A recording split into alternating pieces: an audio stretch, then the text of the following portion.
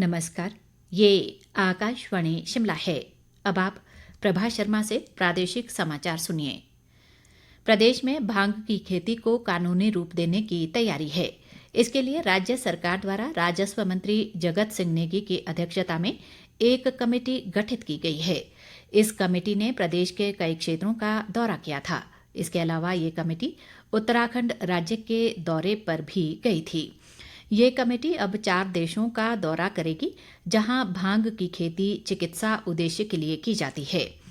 शिमला में चल रहे प्रदेश विधानसभा के मॉनसून सत्र में आज प्रश्नकाल के दौरान विधायक विपिन सिंह परमार की ओर से पूछे सवाल के जवाब में मुख्यमंत्री ने ये जानकारी दी। उन्होंने कहा कि भांग की खेती उत्तराखंड में की जाती है और इसके लिए NDPS एक्ट की धारा 14 में इसकी मंजूरी दी गई है। मुख्यमंत्री ने कहा कि चंबा, कांगड़ा, ऊना, सोलन व कुल्लू सहित अन्य जिलों में पंचायती राज संस्थानों के साथ बैठकें भी की गई हैं। सुखविंदर सिंह सुक्खू ने कहा कि भांग औषधीय उपयोग के लिए बहुत ही महत्वपूर्ण है और सरकार इसके लिए सभी कानूनी पहलुओं को भी देख रही है। नेता प्रतिपक्ष जयराम ठाकुर द्वारा पूछे गए अनुपूरक सवाल पर मुख्यमंत्री ने कहा कि भांग की खेती को कानूनी मान्यता मिलने पर ये देश सहित विदेशों में भी जाएगी।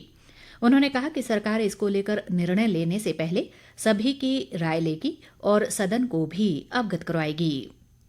विधायक विपिन सिंह परमार की ओर से पूछे अनुपूरक सवाल के जवाब में मुख्यमंत्री ने कहा कि शिमला, कुल्लू, मंडी व चंबा जिलों में भांग की खेती अवैध रूप से की जाती है और पुलिस ने अवैध रूप से उगाई भांग को उखाड़ा भी है। ठेकेदारों के लंबित भुगतान के मामले को लेकर सत्ता पक्ष और विपक्ष के बीच तीखी नोकझोंक हुई।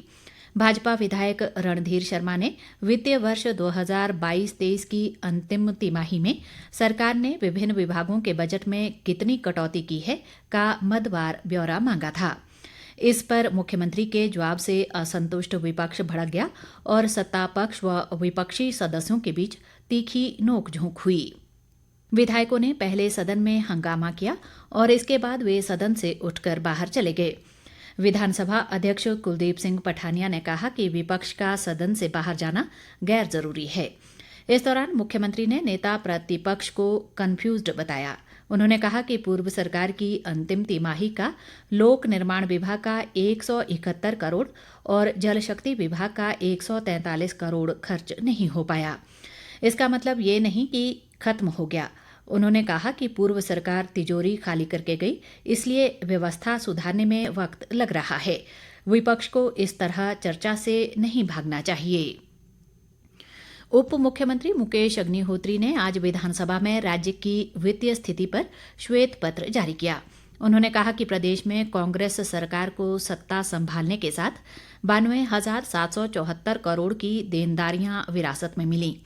31 मार्च 2023 तक प्रदेश पर कर्जे का बोझ बढ़कर 76,631 करोड़ तक पहुंच गया है।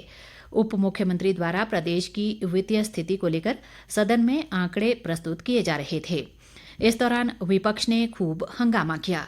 उप मुख्यमंत्री मुकेश अग्निहोत्री ने कहा कि रिजर्व बैंक की वर्ष 2022-23 की रिपोर्ट के अनुसार हिमाचल प्रदेश कर्ज के भारी दबाव में है। रिपोर्ट पेश करते हुए उप मुख्यमंत्री ने विपक्ष पर जमकर निशाना साधा। उन्होंने कहा कि पूर्व भाजपा सरकार ने चुनावी वर्ष में 16,261 करोड़ रुपए का कर्ज लिया। बावजूद इसके भाजपा चुनाव नहीं जीत पाई। पूर्व सरकार के समय में आयोजित कार्यक्रमों अमृत महोत्सव, जनमंच, देश की आज़ादी के 75 वर्ष पूरे होने का जिक्र उप मुख्यमंत्री ने रिपोर्ट में किया और इन पर खर्च हुई राशि का ब्यौरा भी दिया।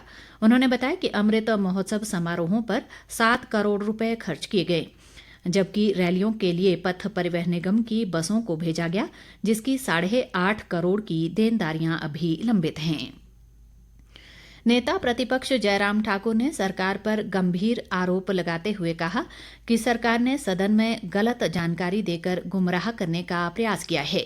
विधानसभा के बाहर पत्रकारों से बातचीत में उन्होंने कहा कि ठेकेदारों को पिछले 9 महीनों से पेमेंट नहीं की जा रही है और वे ना तो अपने मजदूरों की दिहाड़ी दे पा रहे हैं और ना ही लोन लेकर ली गई मशीनरियों की पेमेंट कर पा रहे हैं, जयराम ठाकुर ने आरोप लगाया कि पूर्व सरकार ने जो बजट अलॉट किया था वो काम नहीं करवाए और अब बजट वापस लिया जा रहा है। इसके साथ ही ये समाचार बुलेटिन समाप्त हुआ। नमस्कार।